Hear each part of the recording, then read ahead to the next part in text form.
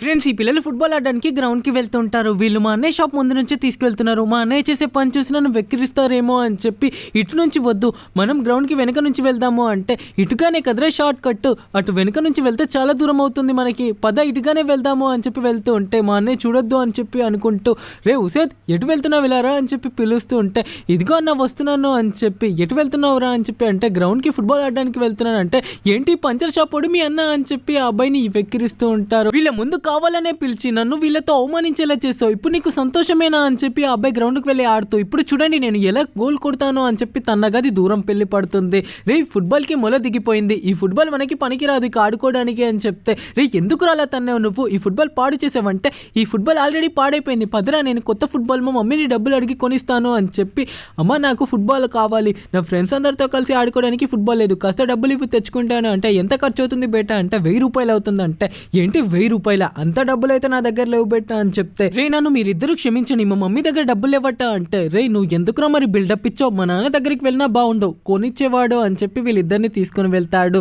నాన్న మా ఫుట్బాల్ పాడైపోయింది, నా ఫ్రెండ్స్తో ఆడుకోవడానికి నా దగ్గర ఫుట్బాల్ లేదు, నాకు డబ్బులు ఇవ్వు తెచ్చుకుంటాను అంటే, రే నీకు పోయిన నెల కదరా ఫుట్బాల్ కొనిచ్చాను, అయినా నీ ఫుట్బాల్ ఎక్కడా అని చెప్పి అడిగితే, నాన్న ఎందుకని నా ఫ్రెండ్స్ ముందు పరువు తీస్తున్నావు అంటే, ఏంట్రా నీ పరువు తీసేది, నీకు పోయిన నెల కదరా కొనిచ్చింది, ఇప్పుడే పాడు చేసావా, ఇంట్లోకి వెళ్ళే ముందు అని చెప్పి అంటే, రే నన్ను క్షమించండి మా నాన్న కూడా కొనివ్వట్లేదు అంటే, అయితే పదండ్రా మా అన్నయ్య దగ్గర వెళ్దామంటే, ఏంటి మీ అన్నయ్య దగ్గరికి, పొద్దున్న నుంచి ఎన్ని పంచార్లు చేసిన ఫుట్బాల్ కొనే అనే డబ్బులు మీకు అసలు రావు, అలాంటిది మీ అన్నయ్య దగ్గర వెళ్ళి అడుగుదామంటున్నావేంట్రా అంటే, రే మీరు అలా మాట్లాడకండి, మా అన్నయ్యని నేను ఏది అడిగినా సరే నాకు కాదనకుండా కొనిస్తాడు అని చెప్పి అన్న అని పిలిస్తే, చెప్పరా వసేదంటే, మా ఫుట్బాల్ పాడైపోయిందన్న, మాకు ఒక కొత్త ఫుట్బాల్ కావాలంటే ఎంత ఖర్చు అవుతుంది అంటే, 1000 రూపాయలు అవుతుంది అంటే, ఏంటి 1000 రూపాయల, 1000 రూపాయలు అన్న మాట వినగానే అతను మాట్లాడమే ఆపేశాడు, చూడరా అని చెప్పి అంటే, నువ్వు గ్రౌండ్కి వెళ్ళు నేను తీసుకొస్తానంటే, సరే అన్న నేను గ్రౌండ్లో ఉంటాను అని చెప్పి ఆ అబ్బాయి, ఏంట్రా మీ అన్నయ్య ఇంకా రావట్లేదు, అసలు ఫుట్బాల్ తీసుకొని వస్తాడా రాడా అని చెప్పి అంటూ ఉంటే, వీళ్ళ అన్నయ్యకి పంచర్లు చేసే పనిలో ఉన్నట్టున్నాడు అని చెప్పి అవమానిస్తూ ఉంటారు ఆ అబ్బాయిని. ఇంతలోనే వాళ్ళ అన్నయ్య ఫుట్బాల్ని తీసుకుని గ్రౌండ్కి వస్తాడు. రే మీ అన్నయ్య నువ్వు చెప్పినట్టుగా నిజంగానే ఫుట్బాల్ కొనుక్కుని వచ్చారా అని చెప్పి అంటే,